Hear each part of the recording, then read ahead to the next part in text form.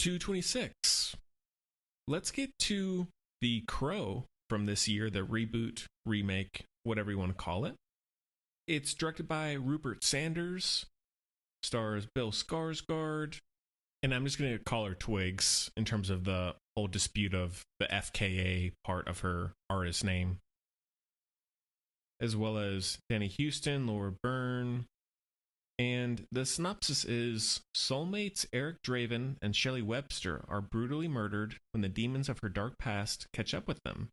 Given the chance to save his true love by sacrificing himself, Draven returns to seek bloody revenge against the killers, traversing the worlds of the living and the dead to put the wrong things right.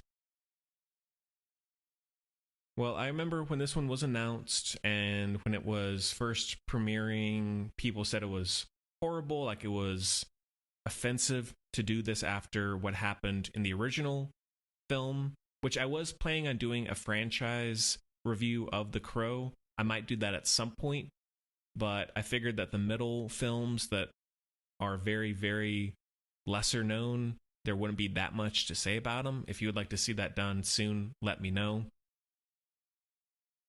But with the tragedy of the original film, when Brandon Lee was injured on set by this prop gun and he later died, there's been a very notorious stigma, reputation around this movie, even though it's considered a classic, and it's, I think, probably the ultimate goth movie, aside from a few others. And it definitely has a major cult status at this point. I like the original a lot. I don't love it, but I think it's still very unique, and there's a lot of amazing things about it, despite it being very, very 90s, for better and for worse.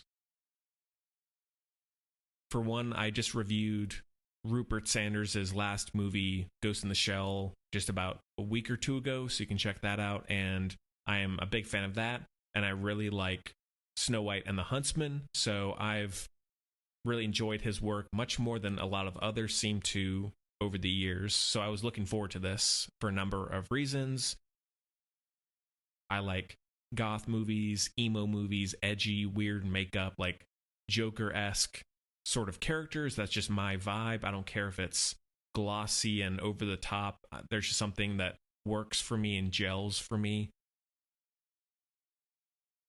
Hot take maybe, I don't think it's amazing, but I don't think it's horrible either. I think of all the movies that come out nowadays that get glowing reviews, and I know I say that a lot whenever I'm defending something, but in terms of what this movie does horribly wrong, at least to the critics, I don't see why other films that do very similar things are like, this movie is amazing, it's so fun, it's so this, that, and the other.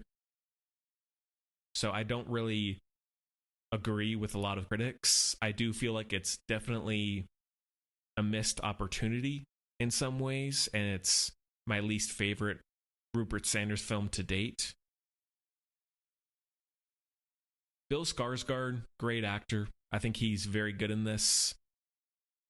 Twigs, I don't know why she was cast out of all the people you could cast. I've never really listened to her music or anything like that. I knew the name, but that's about it.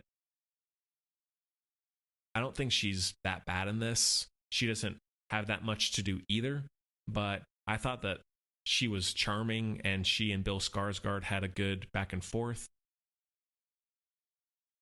Danny Houston, I don't know, he's someone who is a very interesting character actor, but I don't love when he goes into the supernatural horror stuff.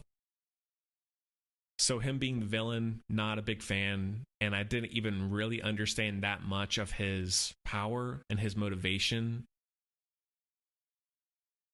However, some good things. The opening, I like how they spend a good amount of time on the relationship, which that's what drives it, so that makes sense. But I think the opening in the mental institution or whatever that is, I think that's interesting. I like the look of the pink outfits. Bill Skarsgård's tattoos, his patchwork tattoos. I wish more characters had that kind of look to them. There's just something, I like tattoos. I have a lot of tattoos. The progression of that. Like I bought them as a couple, which is kind of hard to do, I think, in movies, especially if there's not a lot of big names in it and it's a fairly unknown IP. The death of Twigs or of Shelley is effective, and that revenge quest for him, it's very John Wick-esque. In the original Crow, it's cutting to flashbacks, so you're pretty much starting with the Crow as the Crow, and you're just getting little hints of, oh, he went through this tragedy, you know, his girlfriend was killed, but you get to spend most of the movie with him as that character, so you get to know him a little more. Whereas in this, and I understand they want to do something different, so this one is very linear in how it tells everything. I just feel like you don't really get to see him as the Crow until like an hour in, if not more, and then the movie's only about an hour and 45 minutes. So while I don't usually want movies to be longer in this day and age, this movie could have used maybe a 2-hour, 15-minute runtime, something like that. I liked seeing him as the Crow. I liked the design of the character, the undead world stuff. I like the look of that location, the makeup where he uses black tattoo ink. I thought that was awesome. The opera sequence towards the end is a definite highlight, where it's just all out violence and brutality and him causing complete chaos and destruction in his wake. And feel free to let me know why you disliked it so much. I still was compelled by the movie. I was never really bored. It's his least visually interesting of the three so far. I think it still looks good, and I don't mind the overall color palette, and there's still a lot of shots that look awesome, like very Rupert Sanders. He just has a very good eye for dark, bold visuals. There's just not enough of that variety that he usually has to make me overlook some of the story issues that he has more often than not. Like Ghost in the Shell, visually amazing, and so that makes up for a lot of the problems underneath.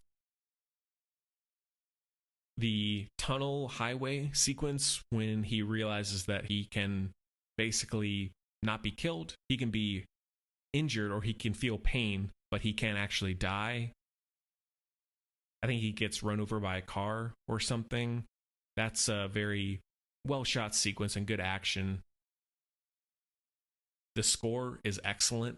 Very, very good score.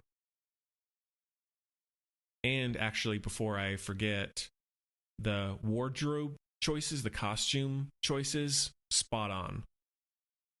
Like his purplish fur coat and his baggy, very graphic t-shirts and sweaters and jeans, like all that stuff. It's goofy and it's out there, but at least it's memorable. At least they're trying to do something different, and that makes, in some ways, that character more memorable than if he just was dressed very plainly, along with the tattoos, of course.